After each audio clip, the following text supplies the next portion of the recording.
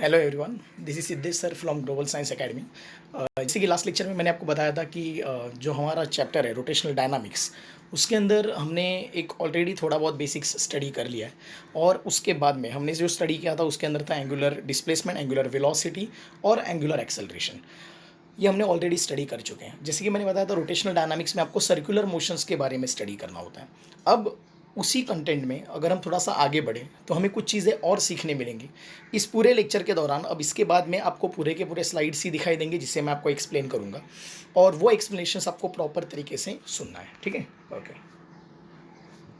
अब अगर हम बात करते हैं यूनिफॉर्म सर्कुलर मोशन की, सो यूनिफॉर्म सर्कुलर मोशन की अगर हम बात करें, सो यूनिफॉर्म सर्कुलर मोशन का मतलब होता है अगर कोई भी सर्कुलर मोशन प्रॉपर तरीके से एक कांस्टेंट लीनियर वेलोसिटी या फिर एक कांस्टेंट एंगुलर वेलोसिटी के साथ अगर चल रहा है तो उस सर्कुलर मोशन को बोला जाएगा यूनिफॉर्म सर्कुलर मोशन। सो इसीलिए अगर आप गौर से देखो तो आपको यहाँ पर दिखाई देगा कि यहाँ पर जो लिखा हुआ है कि what is uniform circular motion. So uniform circular motion is nothing but if a particle performs circular motion with constant tangential or angular velocity, the motion is called as UCM, that is uniform circular motion। अब हम बताएंगे कि constant angular velocity तो समझ में आता है कि गोल गोल जब घूमेगा तो एक ही स्पीड पे घूमेगा। व्हाट इज टेंजेंशियल वेलोसिटी, तो जैसे कि मैंने 11th स्टैंडर्ड के लेक्चर्स में भी आपको बताया था कि टेंजेंशियल वेलोसिटी उसी को बोलते हैं जिस वेलोसिटी से कोई पार्टिकल सर्कुलर पाथ पे घूमता है। फॉर एग्जाम्पल, अगर आप कार लेके किसी सर्कुलर रोड पे अगर घूम रहे हो, गोल गोल गोल गोल घूम रहे हो, तो ऐसे केस में आपका जो स्पीडोमीटर जो स्पीड दिखा रहा है उसे बोला जाएगा ट्रैक के ऊपर का स्पीड, या फिर उसी को बोला जाएगा टेंजेंशियल स्पीड या फिर टेंजेंशियल वेलोसिटी। अगर आप उस ट्रैक पे सेम स्पीड से घूम रहे हो तो उसे बोला जाएगा यूनिफॉर्म सर्कुलर मोशन। अब अगर हम बात करें कि ड्यूरिंग सर्कुलर मोशन होता क्या है, सो अगर हम बात करें ड्यूरिंग सर्कुलर मोशन क्या होता है, सो ड्यूरिंग सर्कुलर मोशन अगर हम देखें, सो वी एंड ओमेगा ये दोनों चीज़ें जो होती है वो वी और ओमेगा दोनों भी कांस्टेंट होता है। वी का मतलब होता है टेंजेंशियल वेलोसिटी और ओमेगा का मतलब होता है एंगुलर वेलोसिटी। ये दोनों वेलोसिटी जो होती है वो क्या होती है, कांस्टेंट होती है। भाई अगर हम बात करें कि ए और अल्फ़ा, अब व्हाट इज़ ए का मतलब होता है दैट इज़ एंगुलर एक्सेलरेशन, और अल्फ़ा का मतलब होता है दैट इज़ ए का मतलब होता है लीनियर एक्सेलरेशन और अल्फ़ा का मतलब होता है एंगुलर एक्सेलरेशन। अगर हम देखें तो ये दोनों की भी जो वैल्यूज़ हैं ए और अल्फ़ा, इन दोनों की भी वैल्यूज जो रहेंगी वो क्या रहेंगी, जीरो। ऐसा क्यों?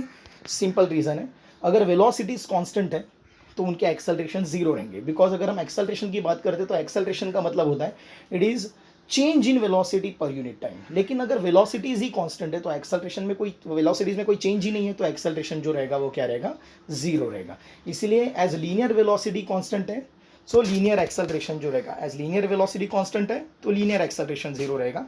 एंगुलर वेलोसिटी कांस्टेंट होगी तो एंगुलर एक्सेलरेशन जीरो होगा। So that is a very simple concept. अगर हम बात करते हैं टाइम पीरियड की, सो टाइम पीरियड भी कोई डिफिकल्ट कॉन्सेप्ट नहीं है। What is time period? किसी भी सर्कुलर मोशन के वक्त अगर एक चक्कर मारने के लिए सेम टाइम लग रहा है तो उसे बोला जाएगा टाइम पीरियड। टाइम पीरियड का मतलब होता है time required by particle to complete one revolution during UCM. Uniform circular motion के दौरान अगर आपको एक सर्कल कंप्लीट करना है तो उस वक्त आपको जो भी टाइम लगता है उसे बोला जाता है टाइम पीरियड या फिर टाइम पीरियड ऑफ रिवॉल्यूशन। और एक कॉन्सेप्ट आता है नंबर ऑफ रिवॉल्यूशन पर यूनिट टाइम, जिसे हम रिवॉल्यूशन पर मिनट या फिर रिवॉल्यूशन पर सेकंड में गिन सकते हैं। ये दोनों चीज़ें भी जो होती है जो यूनिफॉर्म सर्कुलर मोशन में कांस्टेंट होती है। टाइम पीरियड का अगर मैं आपको एग्जांपल दूं, सो अर्थ सन के अराउंड जब एक चक्कर मारती है पूरा का पूरा, सो वो हमेशा फिक्स होता है 365 डेज और अप्रॉक्सीमेटली 6 आवर्स टाइम लेती है वो। अगर खुद के अराउंड भी अर्थ अगर एक चक्कर मारे तो वो 24 आवर्स लेती है। तो इस टाइम को बोला जाएगा time period, because during this motion ये मोशन जो होगा वो पूरा का पूरा यूनिफॉर्म सर्कुलर मोशन होगा। अगर सपोज अगर मैं कोई एक रस्सी को पत्थर बांधता हूँ और अगर वो मैं गोल गोल घुमाता हूँ और अगर वो यूसीएम है, यूनिफॉर्म सर्कुलर मोशन है, तो एक चक्कर मारने में जितना समय जाएगा उसे बोला जाएगा टाइम पीरियड। वही एक और कॉन्सेप्ट है कि एक सेकेंड में कितने चक्कर लगेंगे, so that will be called as number of revolutions per unit time. और ये दोनों भी चीज़ें जो होती है वो हमेशा क्या होती है, कांस्टेंट होती है। अगर हम बात करते हैं आगे, सो अगर आप देखो सेकेंड साइड सेकेंड कॉलम जो है, एक रिवॉल्यूशन अंडर यूसीएम अगर हम बात करते हैं, सो हमने थोड़ी देर पहले जो देखा था, सीखा था कि एंगुलर वेलोसिटी का जो फॉर्मूला होता है ओमेगा, वो होता है D theta by D T. But अगर हम एक रिवॉल्यूशन की बात करें तो एक रिवॉल्यूशन में जैसे कि हमने स्टडी किया है कि एक एंगल जो कवर होता है वो होता है 2 पाई।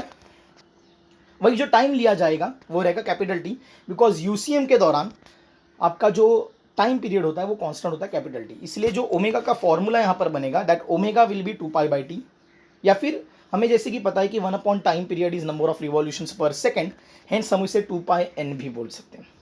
अब स्टूडेंट ने यहाँ पर कंफ्यूज नहीं होना है। लास्ट लेक्चर में जो हमने सीखा था उसमें था कि एंगुलर डिस्प्लेसमेंट का फॉर्मूला था 2π इंटू नंबर ऑफ रिवॉल्यूशन, और सर यहाँ पर एंगुलर वेलोसिटी में भी ऐसे कुछ 2πn आ रहा है, तो इन दोनों में क्या फ़र्क है? तो ध्यान रखें, यहाँ पर इसमें जो n है, एंगुलर वेलोसिटी के केस में जो n है वो नंबर ऑफ रिवॉल्यूशंस पर सेकेंड है, और एंगुलर डिस्प्लेसमेंट में जो था वो सिर्फ नंबर ऑफ रिवॉल्यूशंस था, वो पर सेकेंड नहीं था, वो टोटल रिवॉल्यूशंस था। सो ओमेगा का फॉर्मूला होगा 2π इंटू एन, और वो जो फॉर्मूला था एंगुलर डिस्प्लेसमेंट वो था 2π इंटू नंबर ऑफ रिवॉल्यूशंस। अब अगर हम बात करते हैं कि सेंट्रीपिटल फोर्स क्या है, सो मैं आपको एक चीज़ बता दूं, कभी भी अगर कोई भी सर्कुलर मोशन होना हो, बहुत सारे सर्कुलर मोशन के एग्जांपल्स आपको मैंने बताए थे, जैसे कि अगर आप रस्सी को पत्थर बांध के गोल गोल घुमाते हो, या फिर अगर मून जो है वो अर्थ के अराउंड रिवॉल्यूशन करता है, या फिर इलेक्ट्रॉन अगर न्यूक्लियस के अराउंड अगर रिवॉल्यूशन करता है, तो कोई भी ऐसी कोई भी चीज़ हो उसमें सबसे इंपॉर्टेंट जो होता है वो होता है सेंट्रीपिटल फोर्स। क्या होता है? Centripetal force. सेंट्रीपिटल फोर्स के बिना ये कोई भी सर्कुलर मोशन हो ही नहीं सकता। अगर ऐसा ही है, so what is centripetal force? When a particle is performing circular motion, there is always a constant force, or there is a force which is acting along the radius and towards the center. अब इसके बारे में, centripetal force के बारे में अगले slides के अंदर प्रॉपर तरीके से और स्टडी करेंगे, लेकिन अभी मैं बताना चाहूँगा कि जब भी कोई बॉडी सर्कुलर मोशन करे तो उसके ऊपर हमेशा एक फोर्स आता है जो उसे सेंटर की तरफ खींच रहा होता है। That force is called as centripetal force. और इस फोर्स के लिए जिम्मेदार जो एक्सेलरेशन है, because every force requires acceleration, so इस फोर्स के लिए जो रिक्वायर्ड एक्सेलरेशन है वो जो रहेगा वो रहेगा सेंट्रीपिटल एक्सेलरेशन, या फिर उसे बोलेंगे रेडियल एक्सेलरेशन, जिसके बारे में हमने 11th में स्टडी किया था। करेक्ट। सो रेडियल एक्सेलरेशन के जो फॉर्मूले हैं वो होते हैं जनरली सिर्फ वी ओमेगा, सिर्फ वी ओमेगा, एम मत देखिए, या फिर v²/r, या फिर r omega square. In short इन सभी फॉर्मूले जो अभी आपके सामने दिख रहे हैं उसमें से m अगर हम हटा देते हैं तो वी ओमेगा, v²/r और r ओमेगा स्क्वायर, ये जो तीन फॉर्मूले हैं वो हैं रेडियल एक्सेलरेशन के या फिर सेंट्रीपिटल एक्सेलरेशन के। और जैसे कि आपको मालूम है कि एक्सेलरेशन को अगर हम मास से मल्टीप्लाई करें तो मास इंटू एक्सेलरेशन हो जाता है फोर्स, इसीलिए सेंट्रीपिटल फोर्स के फॉर्मूले में m एक्स्ट्रा आ जाता है, बिकॉज उधर मास की जरूरत है। इसीलिए फिर ये जो फॉर्मूले है वो बन जाते हैं mv ओमेगा, mv² बाय या फिर mr ओमेगा स्क्वायर। सो ये तीनों फॉर्मूले जो है ये आपको ये बताएंगे कि किसी भी बॉडी का सेंट्रीपिटल फोर्स कितना है अगर वो सर्कुलर मोशन कर रहा है।